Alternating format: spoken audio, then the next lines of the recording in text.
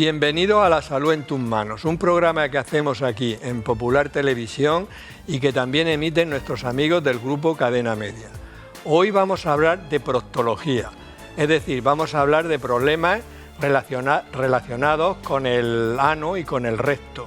Vamos a hablar de hemorroides, de fisuras, de fístulas, etc. Son problemas muy frecuentes, en general no son graves, pero sí pueden deteriorar de manera considerable la vida de una persona. Para todo ello tenemos en el plató a los siguientes invitados. Pepe Gil, que es cirujano, jefe de sección de coloproctología en el Hospital Virgen de la Risaca. Muchas gracias, Pepe, por venir, bienvenido. Gracias a vosotros. Purificación Calero, que también es cirujana y trabaja en el Hospital de Santa Lucía, en la unidad de coloproctología. Muchas gracias, Puri, por venir. Y Ángeles Aragón, que ya es conocida nuestra de muchos programas, que es médico especialista en medicina familiar y comunitaria. Muchas gracias, Ángeles, bienvenida. Gracias a vosotros. Tenemos una sección, preguntas de la calle, hemos sacado las cámaras fuera y vamos a ver qué le gustaría saber a la gente sobre los problemas que vamos a tratar hoy. Me gustaría saber cómo se podían prevenir los trastornos en el aparato digestivo y el colon. ¿Cuáles son las formas para detectar un problema de colon o de intestino? ¿Deberíamos de hacernos revisiones de intestino y de colon? Estas preguntas las iremos respondiendo a lo largo del programa. Puri, voy a empezar contigo. Siempre es mejor conocer un poquito la anatomía y la fisiología para luego poder comprender lo que son las enfermedades. Entonces, explícanos brevemente el tema de la anatomía y la fisiología del recto y del ano para luego poder comprender bien lo que he dicho. Bueno, pues el recto y el ano es el final del tubo digestivo, es el final del colon, del intestino grueso, es por donde finalmente, después de la digestión, las heces van a salir. Es compleja en el sentido de que está inmerso en una gran cantidad de músculos, que es todo el suelo pélvico, que contiene pues todas las vísceras del abdomen, las vísceras de la pelvis, y que todos esos músculos además participan en la continencia, es decir, la capacidad que tenemos de no ir evacuando sin control. Y particularmente el ano es más complejo todavía porque en él confluyen muchos músculos, muchos nervios para que esa continencia sea buena. Al final el ano es un tubito de unos 2 o 3 centímetros que permanece cerrado y que se abre cuando queremos realizar deposición. Fundamentalmente, que yo creo que nos haremos referencia a estos músculos, voy a comentarte dos, porque son los que tienen relación siempre pues con las hemorroides, las fisuras, pues con las fístulas, porque los demás pues es un poco todo el suelo pélvico y es un poquitín más complejo. Pero los dos músculos a los que me refiero son unos músculos que se llaman esfínteres, que son como si se tratara de unos anillos que envuelven a ese ano, a ese tubo, son circulares, uno por fuera del otro, uno interno y un externo, y que ejercen la continencia pues en los distintos momentos. Hay uno que participa más pues cuando estamos dormidos de una manera involuntaria, se mantiene el ano cerrado para que no se escapen ni los gases ni las heces, y luego hay otro, el externo, que participa un poco más cuando voluntariamente notamos la sensación de la deposición y no es socialmente un momento adecuado, y entonces en ese momento se contrae un poco más para retener esas heces. ¿Qué pasa? Que toda la patología proctológica afecta a toda esa zona, y siempre nuestra preocupación del cirujano es poder tratarla y mejorar al paciente sin trastocar demasiado toda esa zona porque afectará a posteriori, si no, a la calidad de vida del paciente. Básicamente es eso, es complejo porque el ano tiene mucha sensibilidad y percibe muchos impulsos, pero bueno, todo eso también puede provocar incontinencia, alteraciones de la sensibilidad, pero en definitiva, más o menos, el resumen que nos puede permitir trabajar. No, yo lo he entendido por primera vez en mi vida, creo. Pero no, lo del interno y el externo está muy bien explicado. Sí, son como dos anillitos, uno por dentro y uno por fuera. No, y realmente la gente puede pensar que no es un tema complejo, cuando realmente si luego le meten los nervios, le metes arterias, venas, etcétera. A nosotros nos vuelve loco. A vosotros nos vuelve loco. Ya. Pepe, de toda la patología anorrectal, ¿cuál es la más frecuente que veis vosotros en la consulta todos los días? Pues la verdad es que la consulta de coloproctología es muy variada y variopinta, pero si tuviera que quedarme con una de las patologías más prevalentes, sin duda diría que es las hemorroides. Las hemorroides es lo que más vemos en las consultas. Por ejemplo, ¿cuántas personas, el porcentaje de personas que tienen hemorroides se sabe? Sí. Aproximadamente se sabe que es el 5% de la población la prevalencia de las hemorroides, pero a lo largo de la vida el 50% de las personas se enfrentan a un problema hemorroidal. O sea que la mitad de las personas van a tener a lo largo de su vida un encuentro con la patología hemorroidal. Ya, cuando has dicho el 5% me he quedado así como un poco, digo, Sí. parece muy poquito porque todo el mundo más o menos dice, pues... No, ese 5% es un poco ficticio, son las hemorroides complejas, complicadas. Pues Ángeles, tú como médico de atención primaria, explícanos qué son las hemorroides. Pues las hemorroides, como ha explicado Puri con la anatomía del recto, habría una zona que en principio serviría incluso como almohadilla, sería lo que es el plexo hemorroidal, que contiene venas o vasos o vénulas, pero también contiene un poquito de tejido conjuntivo que en principio haría un efecto de almohadilla interna, en la zona interna, y que cuando se congestiona o se inflama, pues es lo que acaba dando la hemorroide, que es sintomática. Quiere decirse que venas hemorroidales o tejido hemorroidal tenemos todas las personas, pero va a darnos síntomas cuando, por diversos motivos que ahora los trataremos, este plexo, este tejido incluso se inflame, se ingurgite, se llene de sangre, se vasodilate e incluso acabe saliendo hacia el esfínter externo y siendo visible.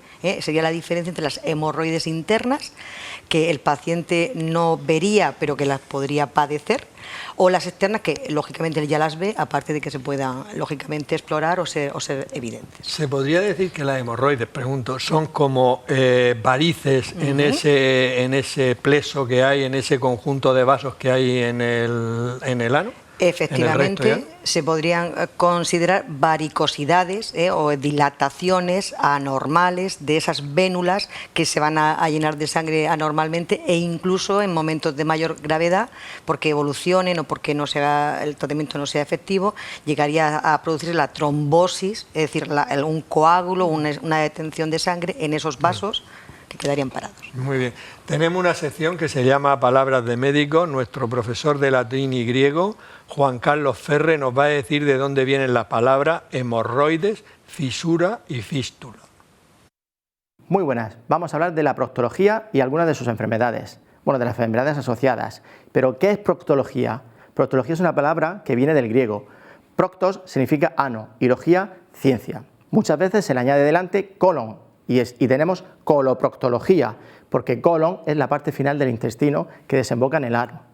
¿Y cuándo acudimos al proctólogo o al coloproctólogo? Pues cuando tenemos, por ejemplo, una fisura, que viene del verbo latino findere, que tiene un participio fisum y que significa abrir, rajar, separar, de donde también tenemos, por ejemplo, la palabra fisión nuclear. Puede, en vez de una fisura, que suframos una fístula, que viene del latín, también fístula, que designaba a un conducto por donde corren líquidos, y también designaba a una zampoña, una especie de flauta de caña. Pero la que requiere las atenciones del coloproctólogo es mucho más dolorosa. Por si todo esto no fuera poco, nos pueden salir unas hemorroides, que viene del griego jaima, sangre, reo, fluir, oide, que tiene aspecto de. La traducción sería algo así como que tiene aspecto de un fluido de sangre. Hemorroides o también almorranas, que viene del árabe y que también tiene los compuestos de sangre y fluir. Palabras de médicos. Bueno, ya sabemos un poquito más. Vosotros como expertos seguro que sabíais de dónde venía todo esto. No todo, ¿eh? Hacemos una idea. No hacíais una idea. Vamos a ver, Puri, ¿puede un sangrado hemorroidal ser causa de una anemia? Sí, puede ser causa. Es poco habitual, normalmente son sangrados pequeñitos que se cortan después de limpiarse, muy escasos de sangre roja, pero muy frecuentemente producidos puede llegar a dar una anemia. A veces vienen pacientes, y es curioso porque muchas veces son gente joven, que solicitando valoración por ese tema, porque no es que tengan demasiadas molestias, pero la recurrencia del sangrado les hace tener anemia que no terminan de controlar. Pero has dicho que es una sangre roja. Es una sangre roja, intensa, que justo aparece al salir el bolo fecal y se corta casi inmediatamente. Hay personas que no se les corta y que se les repite muy a menudo, por ejemplo, varias veces en la misma semana, y esas son las que a largo plazo van teniendo sus anemias. Pero eso obligaría desde luego a consultar. Hombre, claro. O sea, que Sí. aunque uno esté como muy seguro o convencido, una persona, que eso pueda ser por una hemorroide, incluso porque le hayan dicho ya que tiene hemorroides, siempre debe consultar, ¿no? Siempre, porque un cáncer de recto muy cerca del ano también puede emitir sangre roja. Claro. Y tener hemorroides no te exime tener un cáncer de recto. Y entonces, claro, nos lo estamos perdiendo. Vale. No, o sea que eso es una cosa muy importante. Sí. Si uno sangra al defecar, aunque piense que sean hemorroides, consulta a su médico para que luego actúe. Hay que hacer evaluación. Hay que hacer evaluación. Evaluación obligada. Obligada. Muy bien, Pepe. ¿Y qué síntomas puede tener una persona con hemorroides? Porque para mucha gente serán asintomáticas, ¿no? Y también hay grados, ¿no? Sí. Explícanos todo esto, porque el tema de las hemorroides, aunque son ocultas, el anuncio ese de la tele, no lo sufras en silencio, aquí estamos hablando claramente, sin silencio. Hombre, las hemorroides en general son unos síntomas muy inespecíficos de picor, escozor, dolor o sangrado, como hemos dicho antes, que generalmente se llevan bastante bien. Lo que pasa es que también depende del grado de hemorroides. Nosotros las tenemos muy tipificadas, las tenemos muy tipificadas. Cuéntanoslo, Pepe. Pues mira, las tipificamos en 4 grados, 4 grados según salgan más o menos del canal anal. Hay unas que están siempre dentro del canal anal, tú no las ves y son pues molestias inespecíficas, como te he dicho antes. Hay otras, el segundo grado, que salen cuando haces deposición, pero que se reducen solo, se reducen, terminas de hacer la deposición y se reducen y se meten dentro del canal y ahí se acabó la historia. El tercer grado ya es un poco más complejo porque cuando haces deposición se prolapsa la hemorroide, pero ya no se reduce sola, tienes que ayudarle con la mano para reintroducirla en el canal. Y el grado 4, que es el más avanzado, están siempre fuera. Esas están siempre fuera del canal, ni con ningún mecanismo se reintroducen, las tiene siempre fuera y lo hablaremos, pero es una de las causas de indicación quirúrgica. Muy bien. Bueno, pues ya sabemos los 4 grados. O sea, y la gente cuando tiene un grado 3 que se quedan fuera y se la puede meter con el dedo, ellos notarán algo extraño ahí. Sí. Y entonces notan que el confort lo adquieren cuando está dentro del canal, y cuando entonces, está en su posición. Claro, aprenden a digitar la hemorroide y a reintroducirla en el canal. Sí. Muy bien. Ángeles, ¿cuáles pueden ser las causas por las que aparezcan hemorroides? Pues las Porque causas... si sabemos las causas, luego podremos intentar que no aparezcan, ¿no? Claro, pues siempre y en primer lugar, cuando el paciente viene a consultar a la consulta por este tipo de problemas, se va a preguntar por la dieta. Generalmente la persona, cuando se hace el abordaje del estreñimiento, te dice, no, yo voy normal, pero generalmente es decir, la dificultad que la gente puede sentir de si está haciendo las deposiciones normales o no puede ser un factor. Sin duda, la dieta es importante y habría que hacer una dieta más rica en fibra, porque todo lo que favorezca el estreñimiento va a favorecer la presión, al retener las heces en la zona, va a haber una presión añadida, como puede suceder, por ejemplo, en la embarazada, que es un caso muy común, donde una mujer joven que previamente no tenía, pues conforme va avanzando la evolución del embarazo, en los últimos meses va a ser bastante frecuente que padezca hemorroides y que además esta sangren mucho. ¿Por qué? Por el aumento de la presión en la zona. Entonces, la alimentación para toda la población en general es la principal causa, y además una causa que tiene solución fácil, modificando la dieta. Incluso se pueden recomendar o añadir laxantes, no demasiado agresivos, no de los que llamamos catárticos o que sean más severos, sino como más bien buscando laxantes que eduquen el intestino para evitar la retención de la caca. Luego el sedentarismo, o estar mucho tiempo sentado, pues puede ser también una de las causas, o el tener poca movilidad, pues también puede ser una de las causas. Muy bien, y Puri, ¿qué podemos hacer? Ella nos ha dicho las causas y tú los remedios. Ponnos los remedios para pues tener levantarnos. No, obviamente lo más importante es evitar el estreñimiento. Yo se lo digo mucho a los pacientes, digo, eso de entrar en el baño con la revista prohibido. Al baño hay que ir cuando uno tiene la necesidad, pero estar 20 minutos haciendo el esfuerzo defecatorio para las hemorroides es malísimo porque está generando una presión pélvica y una congestión venosa que es lo que va a favorecer que se te vayan saliendo, que se te inflamen, etcétera. Claro, si eso no lo consigo yo por mis medios, pues tengo que aumentar la fibra en la dieta o tomar ocasionalmente algún lactante, pero normalmente se corrige corrigiendo los hábitos alimenticios, el agua. Es que no tomamos la suficiente agua, hay que añadir agua a la dieta. Y luego pues ya medidas del tipo, pues hay cosas que no las podemos evitar, el embarazo no lo podemos evitar, luego esto tiene también una carga genética importante que tampoco la puedes evitar, pero si puedes evitar estar 12 horas de pie, por ejemplo, también las personas con trabajos en donde hacen muchos esfuerzos abdominales, también normalmente todo esto intentar evitarlo. Y luego ya más concretamente que puedan realmente hacer algo. Yo siempre les cuento que hay ciertos alimentos que irritan mucho la zona del ano, que en la medida de lo posible que lo eviten, tipo el café, el chocolate, el tabaco, el alcohol, las comidas muy copiosas, las comidas con mucha grasa, con picantes. Esto no quiere decir que no te puedas ir a una boda y comer tranquilamente lo que quieras. Ahora ya sabes que al día siguiente a lo mejor estás un poco más molesto y se debe a esto. Mientras lo puedas evitar, todo eso te va a venir bien. Pero está plenamente demostrado, te lo pregunto, como, o sea, que por ejemplo el café o el alcohol o todo eso pueda desencadenar en personas que tengan hemorroides que le aparezcan las molestias. Sí. Sí, sí. Favorece las crisis, sí. Lo aumenta. Hombre, habrá gente que no le pase nada. Todo esto es un conjunto de factores que va ganando puntos, pero claro, muy pocos se pueden evitar, porque el que está embarazado está embarazada.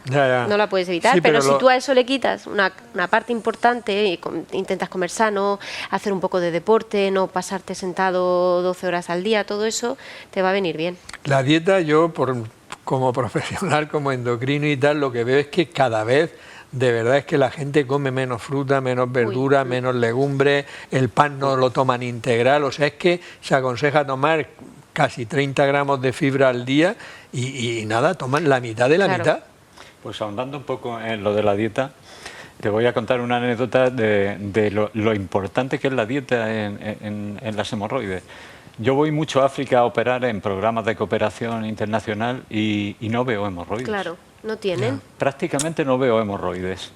Es más, y cuando las veo están tratadas, y tratadas por un método muy burdo que es un lazo, un banding. La cogen con un lazo como se hacía antes con cualquier fibroma o algo de eso, no sé si os acordáis. La estrangula. Y es curioso que los pocos que consultan por hemorroides llevan su lacito puesto en la hemorroide para estrangularla y que caiga. O sea que de ahí la importancia de la dieta. Lo de la dieta es un mundo, pero la gente no se conciencia de que realmente la salud en gran medida depende de los hábitos de vida y que uno de ellos, no es el único desde luego, pero con la dieta y el ejercicio ya tendríamos dos muy importantes. Por supuesto. Y Pepe, ¿cuál sería el tratamiento de los hemorroides? Porque como hay grados, las medidas generales. Hombre, las medidas generales son las conservadoras, las que hemos explicado, pero cada uno de los grados también los tenemos registrados con un tratamiento. En los estadios iniciales, en las hemorroides grado 2, grado 3, procuramos hacer un tratamiento conservador. No hay que olvidar que el tratamiento gold estándar de la hemorroide, que es la hemorroidectomía clásica, es una intervención dolorosa. Muy dolorosa, grabada con el dolor y que hay que tratar de evitarla si se puede.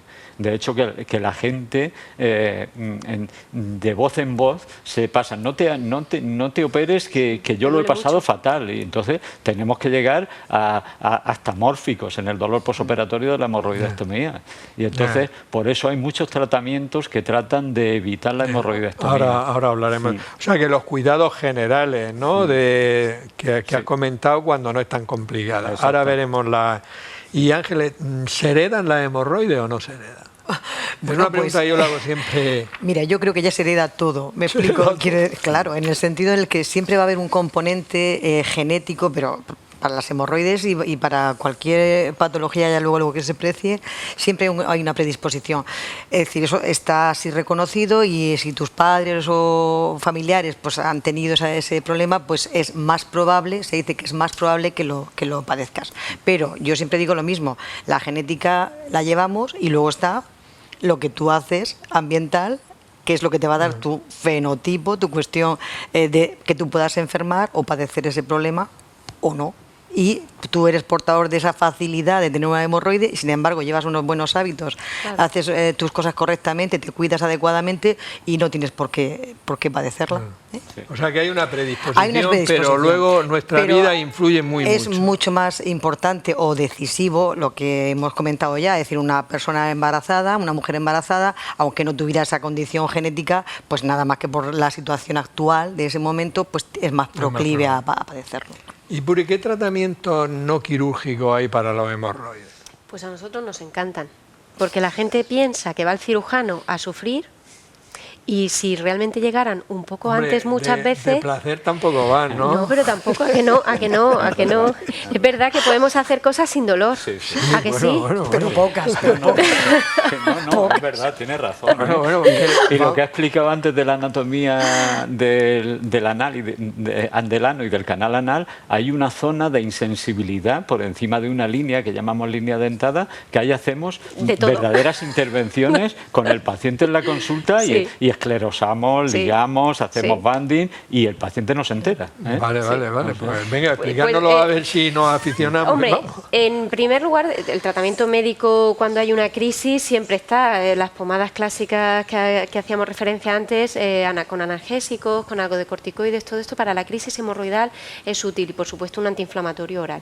Lo que nosotros insistimos a los pacientes en que se puede hacer sin llegar a la cirugía es en aquellas hemorroides que dan mucho problema, que sangran mucho, que se inflaman con mucha frecuencia, pues en la consulta sin anestesia podemos realizar una serie de tratamientos instrumentales que le llamamos, vamos, que el paciente se va de la consulta tratado, bueno, tenemos varias opciones.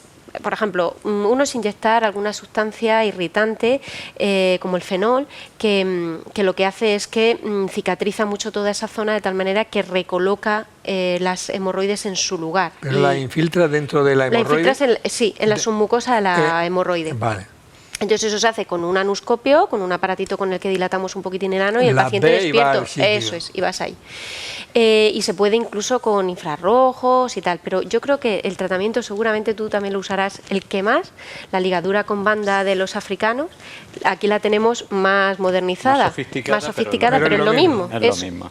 Básicamente es una goma elástica minúscula que con un dispositivo aplicamos sobre la base de la hemorroide, de tal manera que se queda apretando la base de la hemorroide, la congestiona, la aprieta de tal manera que evita que llegue el flujo y a los 2 o 3 días por necrosis la hemorroide se cae y desaparece y ya está. Y eso lo hacéis en la consulta, Sí. sin dolor, has dicho. Sí, sin anestesia y sin sin dolor. anestesia. anestesia y sin dolor. Esto hasta grado 3 Sí. la podemos hacer.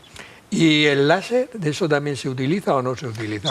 Eso ya se usa poco. Se usa poco, ¿eh? Como veo a veces con láser. Sí, todos son procesos de Todos quemadura. esos métodos de infrarrojos, radiofrecuencia, Radiofrecuencia. láser, son alternativas, pero para un tipo de hemorroide, ¿eh? A un Ya. tipo de hemorroide grado 3 y poco las 4. ¿eh? Bueno, y Pepe, ¿cuándo estaría indicado el tratamiento quirúrgico de la hemorroide? ¿Y cómo lo se hace? Pues lo primero, lo que ha dicho Puri al principio, que en casos de anemización es una indicación que no hay más remedio que hacer hemorroidectomía. Pero Después de descartar que no tenga... Efectivamente, si llegas al convencimiento de que la causa de la anemia es la hemorroide que sangra continuamente, pues hay que hacer hemorroidectomía. Y después, pues la calidad de vida del paciente. Hay pacientes que no viven con las hemorroides. Unas hemorroides grado 4 con mala calidad de vida, hay que llevarlas a quirófano. Es indicación de cirugía, Sí. que dices que es dolorosa, luego Sí. hablaremos de eso. Sí, es doloroso. Ángeles, una persona que tenga hemorroides, ¿qué complicaciones puede tener?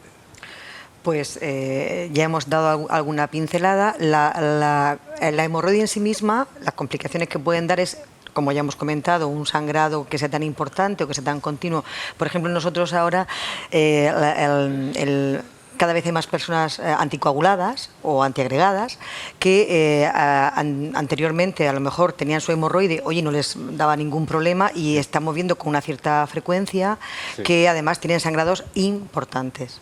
Quiero decir y en ese caso son personas que son, pues lógicamente, con patología de base y que a lo mejor no se le puede retirar el anticoagulante, con lo cual tiene un mayor riesgo de que ese sangrado pues no frene y se mantenga más tiempo, y por supuesto de la temida anemia. Y luego, continuando y abundando, y si no se hicieran esos maravillosos tratamientos, pues podríamos tener una trombosis de la hemorroide, que normalmente también es un cuadro... Sí que duele mucho, eso es, duele mucho. Es un cuadro que la persona va a venir a la consulta, va a ir a urgencia, va a ir donde sea, no va a parar hasta que alguien, o de forma natural, se le reviente, dijéramos, o alguien, porque eso sí exactamente, si se drena, pues la persona de repente siente una paz y ya pues ya calma, ¿no? O que finalmente ese prolapso, esa protusión de estas hemorroides pues llegaran a afectar al resto de estructuras y finalmente incluso se llegara a producir un prolapso, que ya sería como ya más salida no solamente de las hemorroides, sino del resto de los tejidos, los músculos que ya se quedarán demasiado blandos. Pero eso se ve poco, ¿no? O sea, ¿o no? ¿La trombosis? ¿O el prolapso? No, el prolapso ya se ve. Sí, se ve. Es una urgencia. Dentro de las urgencias hemorroidales que tenemos, las más características son o el sangrado, la trombosis y el prolapso. Ya, yo lo del prolapso sí que hay gente que conozco que dice, oye, pues, o sea, lo de la trombosis, pero un prolapso así... Sí, pues es una urgencia, tenemos que reducirlas como sea. Y ahí pues se nos ingenia todo tipo de opciones. Sí. Hay un método que usamos, que es reducir el edema, la congestión del edema. Muchas veces no puedes reintroducirlas dentro del canal porque están inflamadas. Y entonces no caben. Entonces hay que quitar ese edema. Y dentro de los métodos más peregrinos para reducir el edema... A ver si usas el mismo que yo. La azúcar. Sí, yo también. Lo reconozco, el azúcar. Ponemos azúcar, que es hiperosmolar, y entonces absorbe el agua, se reduce la cantidad de edema y puede reintroducirla. Claro, porque es mejor poner azúcar que no sal, porque la sal... Antes se ponía sal, pero la sal produciría más picor y más irritación. El azúcar es más desagradable. Pero son remedios de ámbito hospitalario. Ya. No se puede recomendar. La puntualización está muy bien, no vaya a ser alguien que se ponga el azúcar ahí en casa. No, que eso lo hacéis vosotros porque claro, saca líquido, disminuyen de tamaño y podéis reincorporarla a su sitio. Muy bien, estamos aprendiendo un montón, ¿eh? Puri, me imagino que remedios populares para las hemorroides debe haber millones. Cuéntanos los más representativos y si son útiles o no son útiles. Hay muchos, lo que pasa que la gente ya cuando viene a nosotros normalmente tampoco nos lo suele contar. Yo cuando me preguntan, yo les suelo decir que si le va bien son productos naturales y al final el mismo fármaco, productos químicos, hay gente que le va bien y hay gente que no, pues mucho más un producto natural. Yo he oído, los baños de asiento nosotros los solemos recomendar, bueno, pues la gente le echa ahí de todo, aloe vera, ciprés, caléndula, tomillo, todo eso pues tiene sus propiedades antiinflamatorias, pues que bueno, no sabemos si es el agua tibia, si es que estoy un poquito más relajado y me está esto sentando mejor, o que añadido todos estos productos pues es verdad que reducen la inflamación. Luego he oído píldoras de ajo, por ejemplo, que mejora la congestión venosa. En fin. Pero todo eso, por ejemplo, las píldoras de ajo no tendrán... Mal no hacen, claro, por eso que tomarse una infusión de cáscara de nuez o que también he oído, pues bueno. Pero vamos, que vosotros de entrada esas cosas que cuentan, pero que en el fondo cuando uno tiene un problema... Vienen y se ponen en nuestras manos. En vuestras manos. Claro, ya han pasado por toda esa fase y si va de soporte al tratamiento que le hagamos, pues a mí me parece bien. Los baños de asiento con agua tibia, ¿no? Sí. No fría. Por ejemplo, eso también lo he oído, yo les digo que no lo hagan porque la región del ano es muy sensible y yo, encima que están fastidiados por el tema de la hemorroide, ponerse un paño de agua fría es que me parece y a veces un sufrimiento innecesario. Que ponen hasta cubitos en el agua para que esté fría, eso no. Agua tibia. Sí. Normalmente cuando tienes tanto dolor... Y poquito tiempo, ¿no? Un ratito. Yo sobre todo le suelo decir que después de hacer deposición, evitando el papel higiénico, que es muy erosivo en esos momentos de dolor, el baño de asiento viene mejor. Sobre todo tiene la intención de relajar el esfínter del ano, que se contrae espasmódicamente ante una situación de dolor. Entonces eso relaja el esfínter del ano y mejora un poquito toda la situación. Pepe, antes... Yo quisiera añadir, porque viene al hilo. Añado, porque es muy importante y es una de las molestias fundamentales y la gente no piensa en ello, los pacientes, que es, aparte del baño de asiento, si es frío o caliente, que es verdad que no hay evidencia verdadera de que eso sirva, sí que es útil que no queden restos en el esfínter, porque los restos que puedan quedar son los causantes del picor, de la desazón, por supuesto, y de otras posibles complicaciones, porque cuando tengas picor vas a tender también a hacer rascado y ya la cosa se va complicando, como ya veremos. Entonces es importante que se limpien bien para evitar los restos. Pepe, has dicho que la cirugía de las hemorroides tiene mala prensa. Es de verdad que están... Y bueno, tiene mala prensa fundamentalmente por el dolor. Por el dolor. Tiene otras complicaciones, un porcentaje no muy grande de incontinencia, que es una incontinencia leve, pero principalmente está agravada. Pero tú lo has descrito como mucho dolor, pero la gente se opera y le parten el esternón, dicho así coloquialmente, para operar. Actualmente existe analgesia para controlar eso, pero que es dolorosa. Es más, hay una curva descrita de dolor que llega hasta el 8º, 9º día y empieza a bajar a partir de entonces y en ese tiempo duele bastante, duele mucho. El ano está muy inervado, como ha dicho Puri, muy inervado y entonces es extremadamente sensible. Ya, pero que con los fármacos que tenemos actualmente... Efectivamente lo controlas. Eso lo controlas. Yo por si acaso no lo cito hasta las 2 o 3 semanas después. Por si acaso. Es una buena idea. Por si acaso. Decían, no sé, alguien dice, hay que esperar que la naturaleza cura. Hay que esperar que la naturaleza... Y es definitiva la intervención. O sea, una persona tiene hemorroides grado 4, que es cuando está plenamente indicada, y se opera... ¿Es definitivo? ¿Ya la has curado? No, hay veces que reoperamos. En general está muy sistematizada la operación de hemorroides y quitas unos paquetes estándar. Están en unas posiciones estándar que tú quitas esos paquetes y es raro que eso se reproduzca, pero siempre suelen quedar algún TAC cutáneo, alguna hemorroide residual, algo que es posible que tengas que reintervenirlo, pero no es lo más habitual. O sea, lo normal es que es una solución definitiva, ¿no? Sí. Muy bien. Ángeles, como médico de atención primaria, porque te consultarán muchas veces y ya hemos dicho muchas cosas sobre los remedios, digamos, conservadores para esta gente que tiene pocas molestias. ¿Algo más que añadir a lo de los lavados, que no queden residuos de heces, etcétera, etcétera? ¿Tiene algo más que añadirnos? Sí, hay que añadir que es importante aprovechar esa oportunidad, en primer lugar, para siempre estar seguros, lo hemos dicho antes, lo repetiremos al final, de que ese sangrado y que esa molestia de esa hemorroide es exclusivamente por ese motivo, y ante un paciente que presentara otros signos de alarma, tenerlos en cuenta para evaluarlo y no perder de vista lo que ya hemos dicho antes, que uno puede tener una hemorroide y otro problema que también pudiera coincidir. Eso es una de las cosas que a mí más me preocupan en la consulta.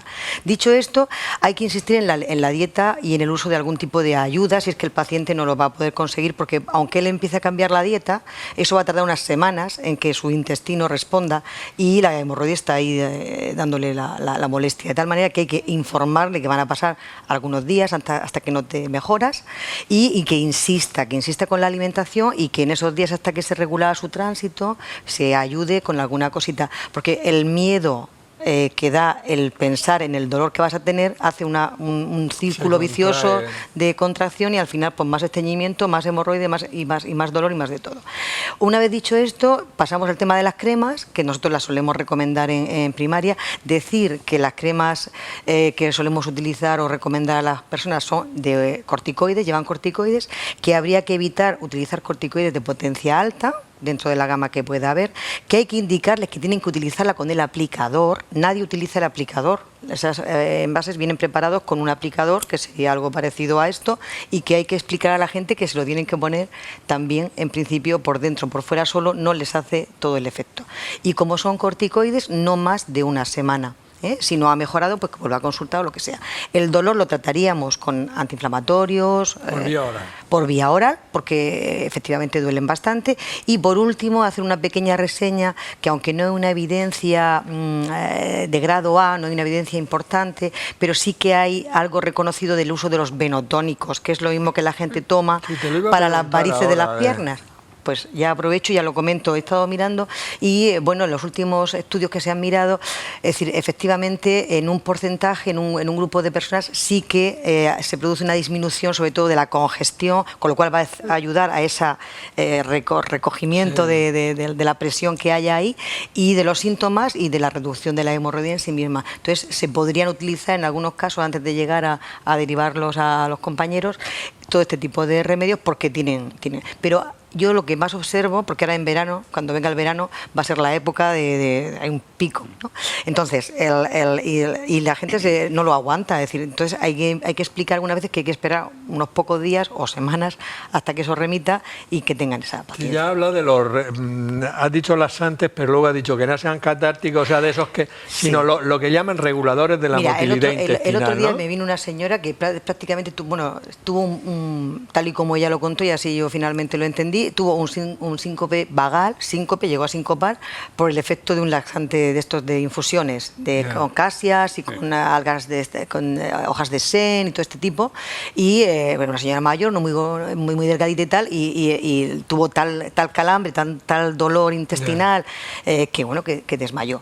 Eso por un lado, con lo cual eso ya es un problema. Y luego que efectivamente son, es decir, pues hacen daño al colon porque en el fondo luego van a intentar lo dejan sin función, ¿no? Efectivamente, tú el estímulo, se trata de que tú recuperes tu estímulo natural, no que te lo fuerce un elemento agresivo. Sí, ahí se utilizaría, podemos decir nombre, el Dufalá, el Emportal y todo eso. Cualquier tipo de laxante que llamamos, que son el Macrogol, el Caselas, el Movicol, nombres comerciales, cualquiera de estos son, además ahora están muy mejorados en el sentido que se pueden dar a ancianos, con insuficiencia renal, diabéticos, o sea, no llevan sustancias que puedan agravar otras patologías y se pueden utilizar a demanda. Os daréis cuenta que los médicos de atención primaria vienen preparados, nivel de evidencia.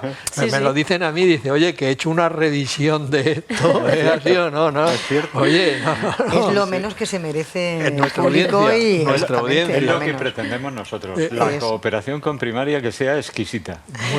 Muy importante. Bueno, yo creo que hemos dado un repaso bastante importante, nos quedarían desde luego cosas que hablar, pero creo que a nivel poblacional es bastante el tema de los hemorroides. Y vamos a pasar a otro tema también frecuente, que es la fisura anal, ¿no? Entonces, Puri, ¿qué es exactamente una fisura anal? Además se confunde mucho con las hemorroides y mucha gente viene de un tiempo tratándose de hemorroides y luego resulta que tiene una fisura. Pues una fisura es muy sencillo porque es una herida en el margen del ano, pero es una herida en una ubicación, aparte muy dolorosa, difícil de cicatrizar. Yo les suelo decir que es un poco como las heridas de la comisura de la boca. Cuando te levantas por la mañana, llevas toda la noche durmiendo, está bien cicatrizada porque la cicatrización en las mucosas es muy rápida, pero en cuanto te pones a gesticular, a hablar, a sonreír, se te vuelve a abrir. Entonces el proceso de cicatrización se interrumpe, pica, duele, vuelves a sangrar un poquito y otra vez se reinicia. Y así estamos en un círculo vicioso del que no salimos. Pues en el margen del ano es lo mismo. Cuando va a salir el bolo fecal, esa piel se tiene que distender un poquito para dejar pasar la caca y es ahí donde se reabre la herida. Y produce mucho dolor. Y al producir tanto dolor, el esfínter del ano se contractura muchísimo, se pone muy hipertónico y dificulta todavía más la deposición. Los pacientes lo cuentan muy bien. Cuando voy a hacer caca es como si me clavara un puñal. Efectivamente se le está abriendo la herida y sangran un poquito. Entonces se confunden mucho con las hemorroides, pero el tratamiento es radicalmente diferente. No, lo has explicado perfecto. Es una heridita ahí heridita, que no tiene importancia, salvo... pero que te puede fastidiar bastante. Y Pepe, ¿cuáles pueden ser las causas de la fisura anal? ¿Por qué se pueden producir? Pues mira, es verdaderamente complejo. Y te lo digo porque hice la tesis doctoral sobre eso. Madre mía, pues yo creía que era una heridica. Pues no. Hay dos factores implicados que se entrecruzan y no se saben si es causa o consecuencia, que es la hipertonía, que ha dicho Puri. El esfínter se pone hecho una piedra, y la isquemia. la isquemia. De La hecho, falta de sangre. La falta de sangre. De hecho, que no sabemos si esa hipertonía es la que comprime a los vasos que llegan al ano y provoca la isquemia. De hecho, que ya verás que el tratamiento, el dolor que siente el paciente es anginoso. Es un dolor anginoso el que tiene en el ano. Y los tratamientos que nosotros damos para curar esa fisura son los que se dan en la angina. Son vasodilatadores, son calcioantagonistas y nitroglicerina. Vale, vale. O sea que, fíjate, lo que pasa, lo que no llegamos a determinar es si la isquemia es la causa o es la consecuencia. No llegamos a determinarlo porque también el sistema de inervación que tiene el ano a ese nivel es muy complicado. Es un no adrenérgico, no colinérgico, entonces lleva el exceso de radicales libres es lo que provoca la contracción. Es un poco complejo. Por eso te digo que no nos vamos a meter en eso. Hiciste tú la tesis doctoral sobre eso, sí, ¿no?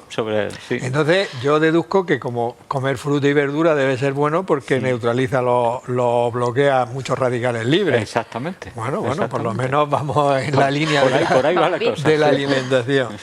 Bueno, Ángeles, ¿y qué síntomas puede presentar una persona que tenga una fisura anal? La diferencia fundamental con la hemorroide es, ya lo ha comentado Pepe, es el dolor. Puede sangrar, puede también picar, pero lo que tiene es dolor. Lógicamente, cuando se abre la herida, simplemente cuando se va al baño, pues también puede haber un sangrado vivo, sangre roja, pero básicamente la sensación es el dolor.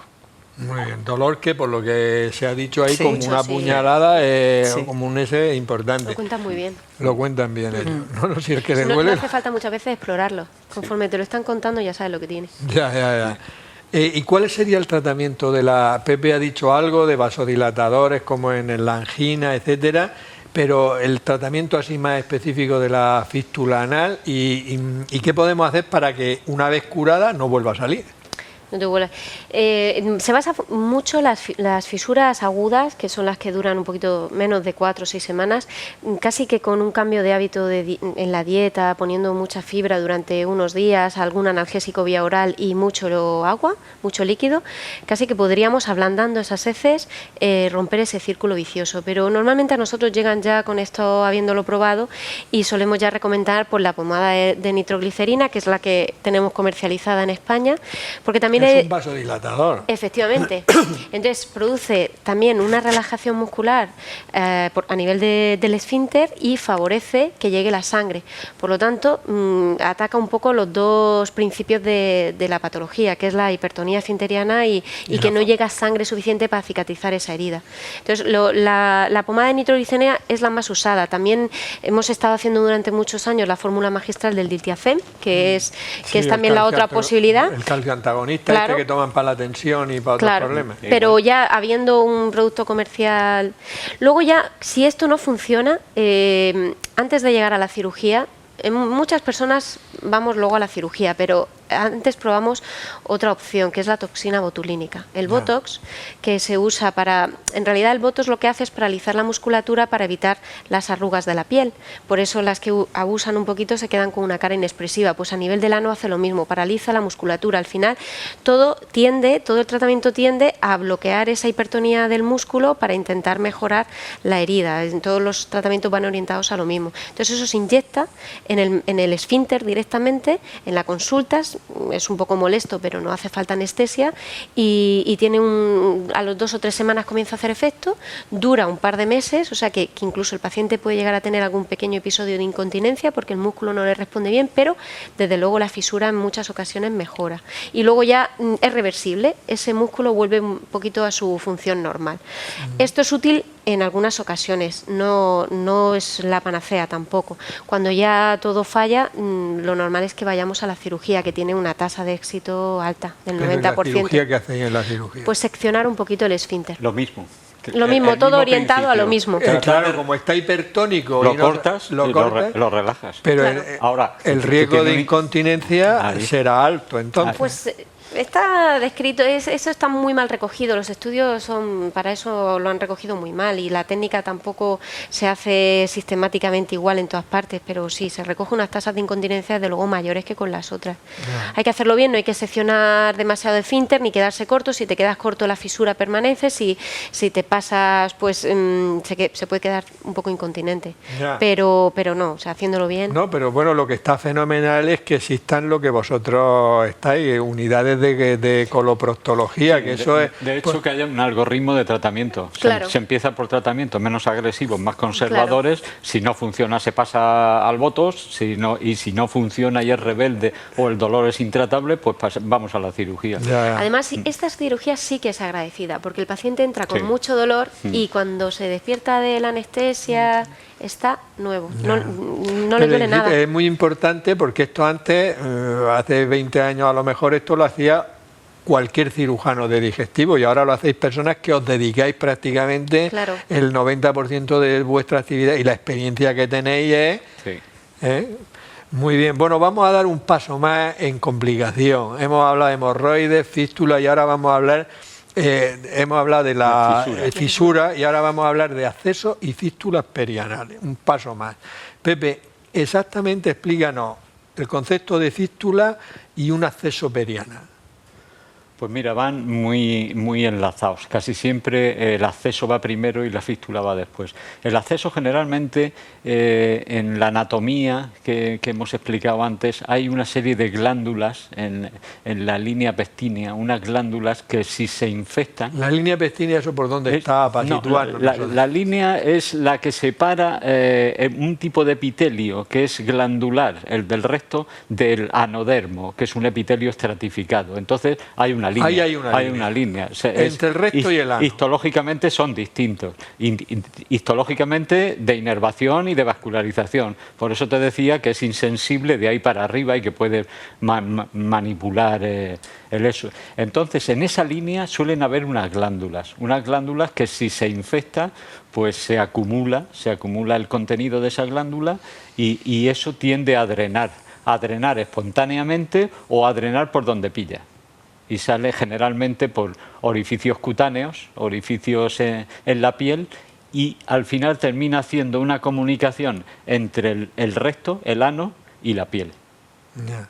Pero el conducto natural sería que saliera con la heces, ¿no? Ese sería lo natural. ¿Por qué se tira por otro camino? Porque la glándula está obstruida. Ah, vale. O sea, la glándula se obstruye y cualquier líquido en retención se infecta. Vale. Y entonces busca salida. ¿Salida por dónde? Porque como su orificio natural está obstruido, busca una salida por donde pilla y se va a la piel del periano y que es por donde drena. Entonces hay una comunicación entre la piel del ano y entonces tendríamos ya un accesico ahí dentro y una fístula que es el conducto que lo saca de afuera. No todos los accesos terminan en fístula establecida. Solamente aproximadamente el 40% de los accesos que drenas terminan en una fístula. ¿Y por qué? ¿Por qué se pasa eso, Ángeles? ¿Cuáles son las causas? Pues como hemos dicho también antes, en este caso, incluso más, que en las hemorroides hay una parte hereditaria, es decir, si padres o familiares tienen este tipo de problemas, es probable que los hijos, sobre todo porque afecta más, es más común en varones jóvenes que en mujeres, aunque también puede ser en mujeres. La explicación también en este caso, aparte de la herencia, sería la relación también que hay con las hormonas sexuales, ciertas glándulas, las glándulas relacionadas con los pelos de la zona, pues son andrógeno dependientes, quiere decirse que los varones... hormonas masculinas. Claro, los varones tienen más testosterona, las mujeres también podemos tener, pero el varón va a tener más y esas glándulas van a responder más a ese estímulo, con lo cual se van a poner como hipertróficas o más gordas y va a ser la causa para que empiece aquello a acumularse, aparte de que se cerrará su salida natural. También las personas que puedan ser obesas o que tengan sobrepeso, que tengan los glúteos más juntos o más grandes. Los obesos, cuando le hago la historia clínica y tal, ellos muchas veces, ¿qué enfermedades ha pasado? Y por ejemplo, los delgados casi nunca me han dicho a mí que tengan eso, pero los obesos con más frecuencia. Son más propensos, pero no puedes decir que los delgados están libres. No, pero quiero decir que en la historia clínica los obesos a mí sí me lo refieren. ¿Qué enfermedades has pasado? Pues yo tuve una fístula o un acceso y tal. A los delgados a lo mejor es que no les pregunto.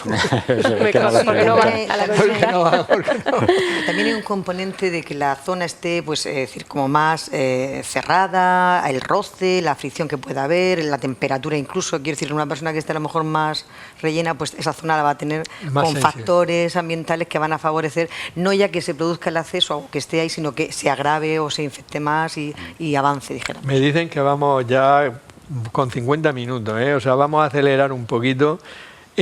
Puli, ¿cuál sería el tratamiento de la fístula perianal? Y explícame eso de la tutorización de la fístula o colocación de setón. Vaya nombre que le ponéis.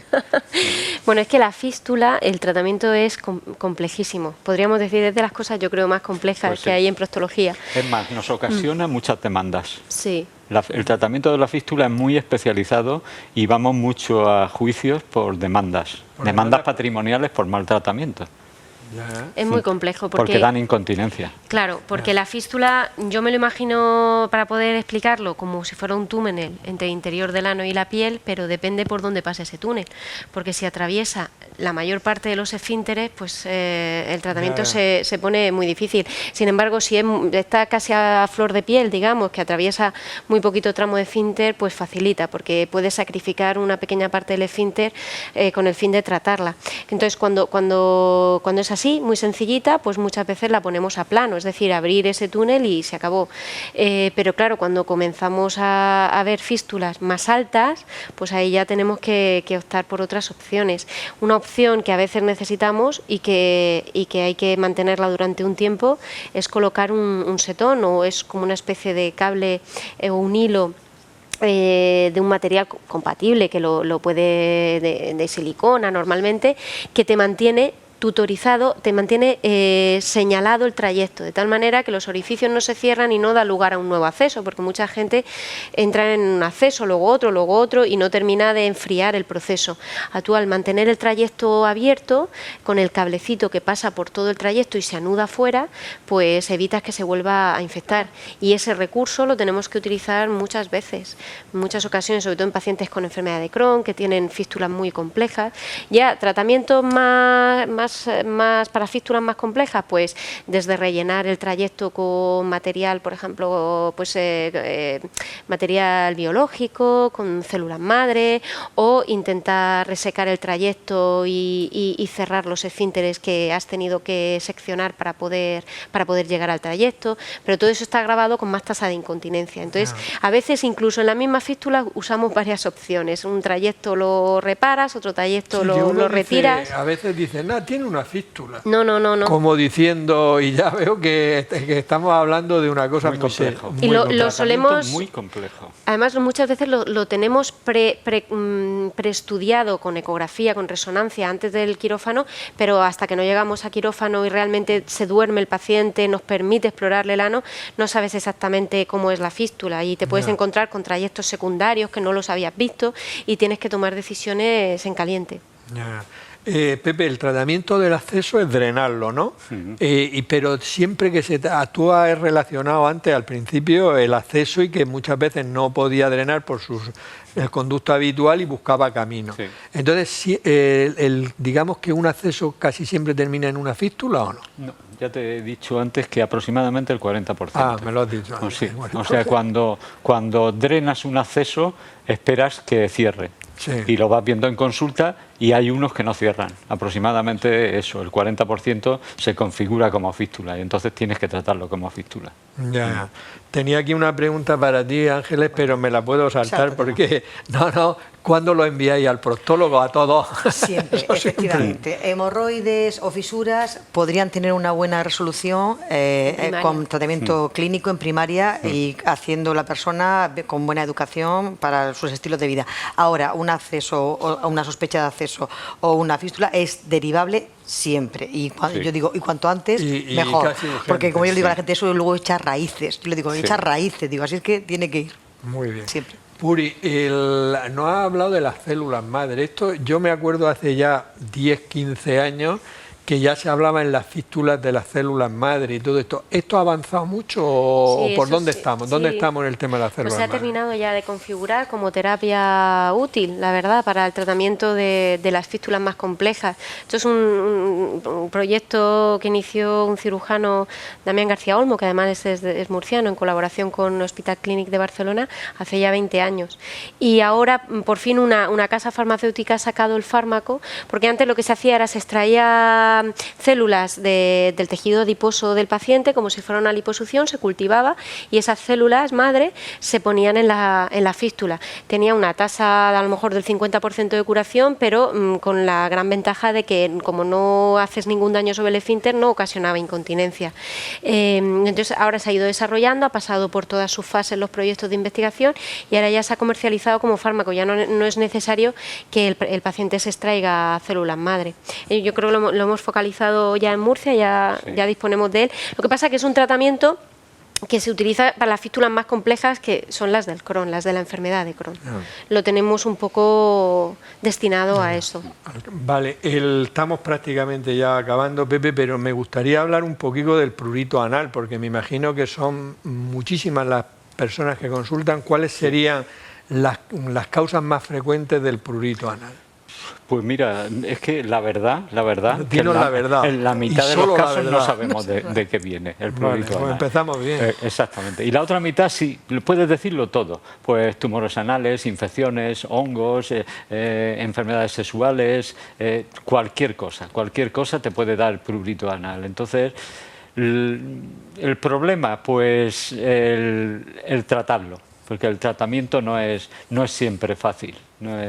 No es siempre fácil y hay mucha leyenda en esto, mucha leyenda de las pomadas, de corticoides, de las toallitas, son realmente útiles, no son útiles, entonces pues hay mucha leyenda negra en esto y el prurito en general está maltratado. Pero requiere el prurito, por ejemplo, tú ves personas con prurito en atención primaria, verás mucho. ¿En qué momento tú dices, ya no puedo hacer más, se me escapa, voy a mandarlo o lo deriva? ¿Y qué hacéis vosotros cuando llega una persona con prurito? Nosotros tenemos que protocolizar nuestro trabajo. La persona se queja, procedemos a hacer una anamnesis, a intentar obtener causas que nos pueda contar. Inspección de la zona, porque eso es fundamental. A ver lo que te sugiere, si va a ser más, incluso que pueda venir de la región vulvar, que pueda ser cualquier otro tipo de cuestión, porque efectivamente una dermatitis, una infección, una atrofia vaginal. En las personas mayores, o sea, puede haber mucho motivo. El espectro amplísimo. Es amplísimo. Sí. Y termina muchas veces en cultivos, tomando muestras, para el tema de lombrices, para tratar de que la gente lo dice mucho. Claro. Nosotros seguimos el protocolo y cuando ya no, como bien ha comentado él, hay una parte importante, hay gente que lo que hace es que se lava en exceso, eso está ahora muy de moda y se están llevando para adelante. Aprovecho aquí para decirlo, que hay que tener la higiene adecuada, pero no excesiva. Te llevas el manto ácido, te llevas tus defensas naturales de la piel y eso va a ser una de las posibles causas de este picor. Y ya por último, el picor relacionado con posibles trastornos de ansiedad o con una esfera un poco que también existe, un porcentaje, siempre se relaciona más hacia las mujeres, pero probablemente una de las causas de picor sin causa orgánica como tal, pero que la persona también padece mucho y que hay que buscarle un tratamiento. Sí, de hecho que nosotros tenemos protocolizado el tratamiento del prurito y cuando llega el paciente le damos una serie de instrucciones de hojas que tiene que ir descartando alimentos, descartando la ropa interior, poniendo algodón, poniendo tal, y en la última hoja que le damos es precisamente esa, de usar determinadas cosas que no le irriten y que no le den problemas. El uso de los tangas. Hay que recomendar, hay que recordar que quiero decir que si no se quitan eso, a lo mejor no se les va a quitar el picor. Por el rozamiento. Por el roce continuo. ¿Y hay algún gel? Hay gel para manos, crema para cara, otra para el pelo. ¿Hay algún gel especial, por ejemplo, a la hora de la Nosotros lo primero que hacemos es quitarlas todas las pomadas cuando llegas. No, pero no me refiero a la pomada, me refiero a un gel a la hora de lavarse, del aseo de la zona después de defecar y tal, no hay ninguno que esté recomendado. Bueno, pues hemos llegado al final, nos quedan temas, nos queda el sinus pilonidal, nos queda un tema muy importante que es el tema de la incontinencia, pero bueno, esto nos da pie a que podamos hacer otro programa, porque a mí me ha parecido interesantísimo. Ahora un minuto para algún mensaje que queráis decir, pues empieza tú, Ángel. Pues el mensaje es para la población general que tenemos que cuidarnos, hacer una buena alimentación, unos buenos estilos de vida y ante un síntoma, por ejemplo, una rectorragia, una emisión de sangre por el ano, hay que acudir al médico. No es normal, hay que acudir y ya haremos lo que tengamos que hacer. Muy bien, Puri. Yo animaría efectivamente a que acudieran con más frecuencia, porque creo que la patología del ano está muy oculta. La gente la sufre mucho en casa, como decían los anuncios, y eso no debe ser, porque muchas veces se están poniendo unos tratamientos que no tienen nada que ver con lo que necesitan. Entonces animaría como mínimo que vayan al médico de atención primaria, y ya si pueden acudir a un proctólogo mejor, porque además nosotros la mayor parte del tratamiento lo resolvemos no quirúrgico. Muy bien, ¿y Pepe? Pues yo, como se ha quedado en el tintero, quiero tener un guiño hacia la incontinencia. La incontinencia es una patología que vemos cada vez más en la consulta. Son unos pacientes muy maltratados, escondidos, prácticamente con una muy mala calidad de vida porque es un poco ominoso, es un poco vergonzoso su patología y no la cuentan y es pues la punta del iceberg que está ahí escondida y entonces creo que hay que tratar a los pacientes de incontinencia mejor.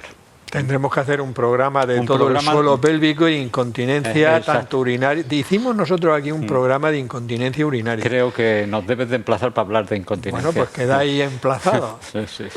Bueno, pues yo creo que ha sido un programa extraordinario. Yo me conformo con que la gente que esté viendo el programa o que lo vea, que aprenda tanto como he aprendido yo, porque los mensajes han quedado claros. Está claro que los hábitos de vida saludables nos van a evitar en muchos casos o retrasar su aparición, y luego otra cosa que a mí me ha quedado muy clara es que el papel del médico de atención primaria es importante, pero en estos casos casi hay que recurrir a los especialistas porque tienen tratamientos que realmente van muy bien.